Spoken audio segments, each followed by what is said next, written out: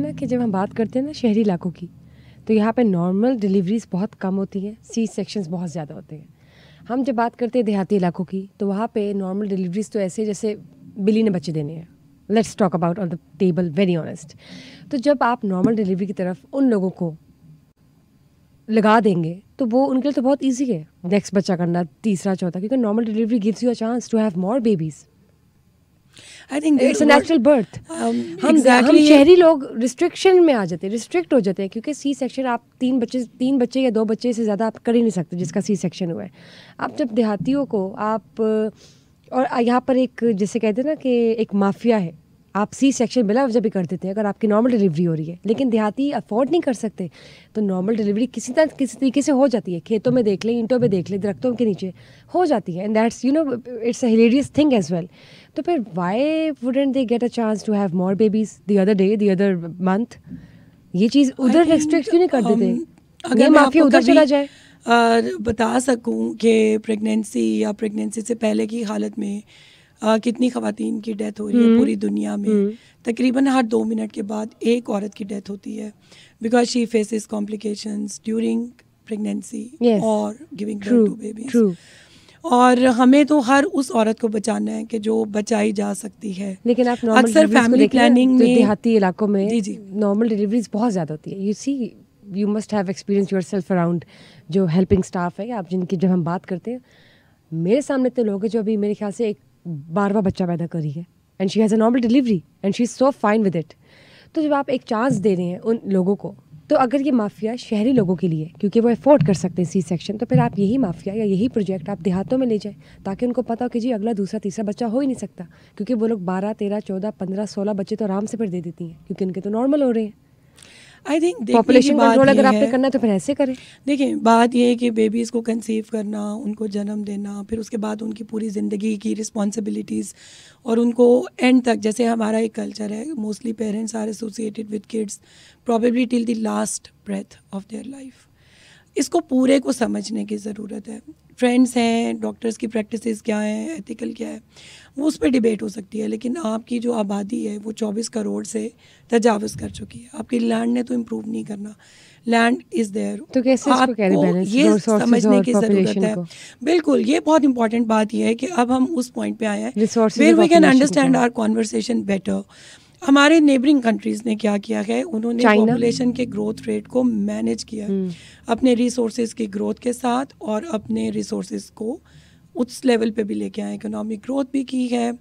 आप अगर हम इंडिया की मिसाल दे सकें, उन्होंने रिप्लेसमेंट लेवल को टच किया है। चाइना की मैं इसलिए आज शायद मिसाल को डिस्कस ना कर पाऊँ बिकॉज 2013 में they abandoned their one child policy because they were facing negative consequences of following that policy for a longer time.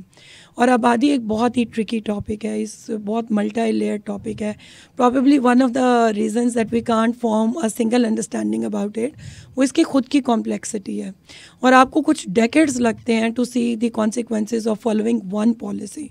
अब फॉर एग्जाम्पल आज मैं जो कैंपेन्स चला रहा हूँ, आप देखिएगा इसका 20 साल के बाद आपको इम्पैक्ट नज़र आएगा। तो आप कहेंगे जी 20 साल के बाद क्यों? बिकॉज जिन बच्चों ने, वो जिन यंगस्टर्स ने वो देखना है, they get into marriage, then we need to see what is their trend towards the family planning. So this is how आपको एक पॉलिसी जो आज आप अडॉप्ट करते हैं उसके कॉन्सिक्वेंसेस देखने पड़ते हैं। You have to see inter generational trend, and then आपकी जो आज की यंग जनरेशन है, जब ये मैरिड होगी, so what would be their behaviour pattern towards family planning. But I was referring to pre marital counselling, जो कि बहुत ही एक इंटरेस्टिंग कॉन्सेप्ट है, और ये बाकी सारे मुस्लिम ममालिक में बहुत अच्छे तरीके से पहले से इम्प्लीमेंट हो रहा है, कि उसमें आपको इतनी अवेयरनेस दे दी जाए, instead of considering it as a taboo topic and you think that you don't need to discuss it, I think they discuss it in its entirety. Should be part of the educational institutes and the syllabus, I guess. Absolutely. वो one way or the other उनकी schooling, उनके syllabus और उनकी जो community की counseling है, उसमें वो इसको include करते हैं, instead of thinking it as a topic जिसको you can brush it under the carpet and never really talk about it. और आप आंखें बंद कर लें और आप ये assume करें कि ये टॉपिक दुनिया में एग्जिस्ट नहीं करता। I think reproductive health like all other health matters, आपको फॉर एग्जांपल जैसे हमारे किसी को हो जाए दिल का मसला, वो आपको बता सकते हैं किसी को डायबिटीज़ हो जाए, कुछ छुपाते हैं, कुछ बता देते हैं, कुछ अपनी लाइफस्टाइल में वज़न कम करना चाहते हैं, कुछ को स्मोकिंग छोड़नी है। ये हर चीज़ आपके बिहेवियर पैटर्न के साथ जुड़ी हुई है। आप लाइफस्टाइल में तब्दीली लेके आएँ तो you can easily manage it. So population management भी कुछ ऐसा ही कॉन्सेप्ट है कि आप बिहेवियर चेंज करें, लाइफस्टाइल और थिंकिंग को चेंज करें, तो you can easily implement it. Domestic violence leads to more population, how? या सुनने में बहुत अजीब साउंड करता है, लेकिन आई वॉज ऑल्सो इंट्रीग। लेकिन हमने पंजाब के बहुत सारे अजला में जो रिसर्च कैरी आउट की गई, वहाँ से हमें ये पता चला कि जहाँ पे भी डोमेस्टिक वायलेंस ज़्यादा है वहाँ पे पॉपुलेशन ग्रोथ बहुत हाई है। और उसकी शायद एक बहुत बड़ी फैक्टर ये भी हो कि ख़वातीन पे डिसीजन इज़ इम्पोज्ड। जब आप मारपीट करेंगे, तशद्दुद करेंगे, तो इसका ये मतलब है कि आपकी psychological state might not be perfectly sane and you are forced to take such decisions where you actually go and have more babies. तो पंजाब वेलफेयर डिपार्टमेंट से पहले आपने और कौन कौन से डिपार्टमेंट में सर्विसेज दी हैं? अच्छा, बहुत ही इंटरेस्टिंग सवाल ये है कि मैंने इससे पहले बहुत सारा culture, communication, media, information, local governments और स्कूल एजुकेशन, मतलब आपने डिफरेंट डिपार्टमेंट्स को टच किया है। एब्सोल्युटली, वर्सेटाइल, बिल्कुल। और वो सब एक्सपीरियंस जितने थे उन्होंने मुझे इस डिपार्टमेंट की वर्किंग में बहुत हेल्प की है, क्योंकि this is all behaviour change communication, society से रिलेटेड है। सोसाइटी से रिलेटेड है। फिर कल्चर आप देख लें, इट इज़ ऑल्सो फ्यूचर को लेके चलना होता है और obviously it's associated with your future as well. तो जिम्मेदारी तो बहुत ज़्यादा हो जाती होगी। तो आप अपने चैलेंजेस को कैसे फेस करती हैं? जो इतने केसेस आते होंगे, how would you take up? और किस तरह का माहौल है? तो ये सब कुछ आप किस तरह लेके चलती हैं being a lady? I think जब आप गवर्नमेंट सर्विस में आ जाते हैं तो आप अपने आप को हार्डली ऐसे तसव्वुर करते हैं कि आप एक खातून हैं, बिकॉज जब आप बैठे हैं आपने काम करना है, पॉलिसी मेकिंग, बहुत सारे प्रोजेक्ट्स, आपने मॉनिटरिंग, एवेलुएशन, फिर आपने नए आइडियाज़ भी सोचने हैं, न्यू इनिशिएटिव्स पे भी काम करना है। फिर एक दिन में I think I work with so many stake holders, जो डोनर्स हैं, पार्टनर ऑर्गेनाइजेशंस हैं, प्राइवेट सेक्टर से भी हैं, गवर्नमेंट सेक्टर से भी हैं, रिलीजियस क्वार्टर्स भी हैं, बजट से एलोकेट होते हैं। Yes, because one of the functions that I do as a director general, that is to secure resources for the efficient working of the department. और जैसे कि budgeting, finance, all of it. और जैसे कि हमारी अपनी जो सीएम पंजाब है वो खुद एक खातून है, मिस मरियम नवाज शरीफ साहिबा। तो आप ये बताएं कि क्या वो भी आपको इसी में सपोर्ट करती हैं, और ये जो हुकूमत है वो क्या क्या काम अंजाम दे रही है? आई थिंक पहले तो मैं ये बताऊं कि जो महकमा बहबूद आबादी, it is solely a government department. तो we are working with the funding of the government of Punjab, और जो हमारी पॉलिसीज़ हैं वो सब गवर्नमेंट ऑफ पंजाब से ही अप्रूव्ड हैं, and we are working day and night for the execution. As far as chief minister साहिबा इज़ कंसर्न, पहले तो मुझे यही बहुत एक खुशाइन बात लगती है कि पाकिस्तान की हिस्ट्री में she is the first chief minister Punjab. तो ये तो एक बहुत सिंबॉलिकली भी अगर हम देखें तो कई ख़वातीन जो अपनी ज़िंदगी में इसको एक नामुमकिनात में से तसव्वुर करती होंगी, आई थिंक वो नामुमकिन चीज़ तो मुमकिन हो गई। एंड देन सेकंड जो मुझे उनकी बात जो पसंद भी आई, and I think after becoming CM she is pursuing, she is talking about women and empowerment and development, इसको लेके आगे चल रही हैं। तो I think it is the right path, because जो आपका सोशल कैपिटल है, जब तक आप उसको फॉर्म नहीं करते, you can't be even talking about economic progress. तो उनके जो अच्छे प्रोजेक्ट्स चल रहे हैं, बिल्कुल साइड बाय साइड, बिल्कुल। सो थोड़ा सोशल कैपिटल की फॉर्मेशन पे काम कर रही हैं। अभी उन्होंने अनाउंस किया ख़वातीन के लिए फर्स्ट टाइम स्पोर्ट्स एक्टिविटीज़, तो आई थिंक ये बहुत अच्छे हैं, बहुत सिंबॉलिक जेस्चर्स हैं, और इनका बहुत मीनिंगफुल इम्पैक्ट होना चाहिए। अब आप ये देखें कि एक रिसर्च के मुताबिक, रिसेंटली एक रिसर्च आई है कुछ दिन पहले, कि तकरीबन 1 करोड़ आबादी है उन ख़वातीन की जिनकी उम्र 35 साल से अबव है और वो अनमैरिड है। इसके हवाले से आप क्या कहेंगी? आई थिंक अगेन पाकिस्तान में तो मैरिज एक बहुत ही यूनिवर्सल कॉन्सेप्ट है।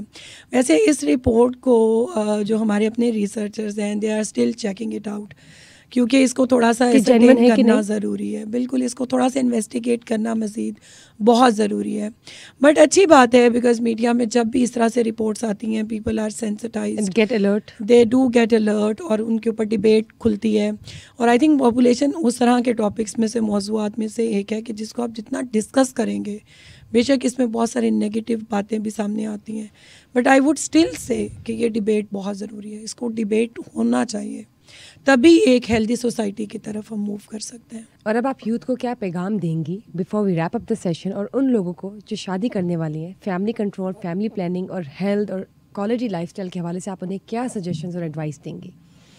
अच्छा, यूथ तो बहुत ही एक interesting I think age group है और बहुत सारी आपकी एक्सपेक्टेशंस यूथ के साथ अटैच होती हैं और एक एक्टिविज़म भी है यूथ में।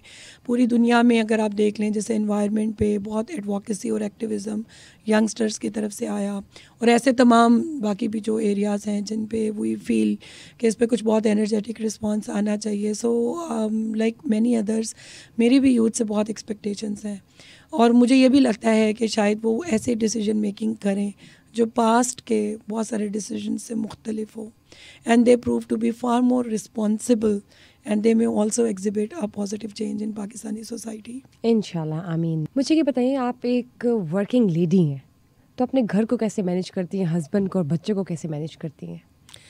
I think work life balance ये एक बस ऑन गोइंग स्ट्रगल की तरह है, but discipline is the only thing. आप टाइम मैनेजमेंट करें, जिस तरह पॉपुलेशन मैनेजमेंट इसी तरह टाइम मैनेजमेंट। और दूसरी चीज़ ये है कि अगर आप डिसिप्लिन्ड हैं सो दोनों चीज़ें अच्छे से मैनेज हो जाती हैं। But I would like to give lot of credit here to my family.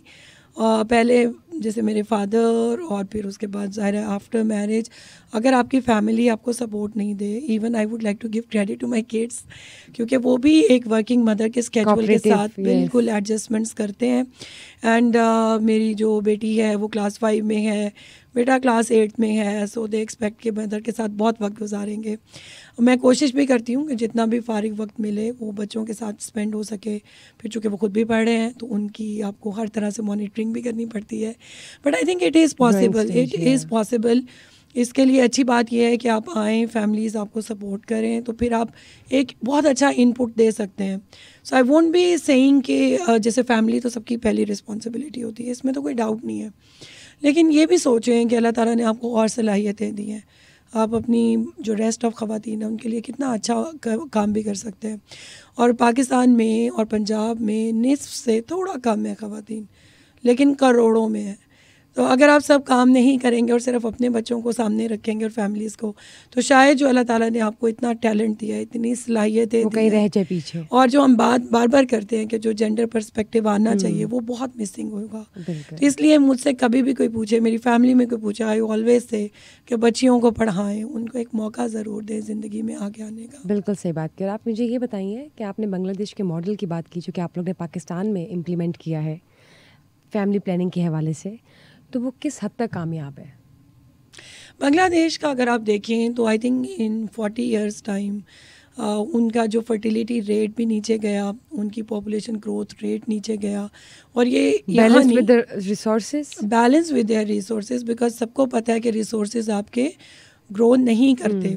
आप एक लैंड लॉक्ड कंट्री हैं, तो आपने उसी में अपनी आबादी को फिट करना है। सो यू नीड टू सी कि आप कितने हो जाएंगे।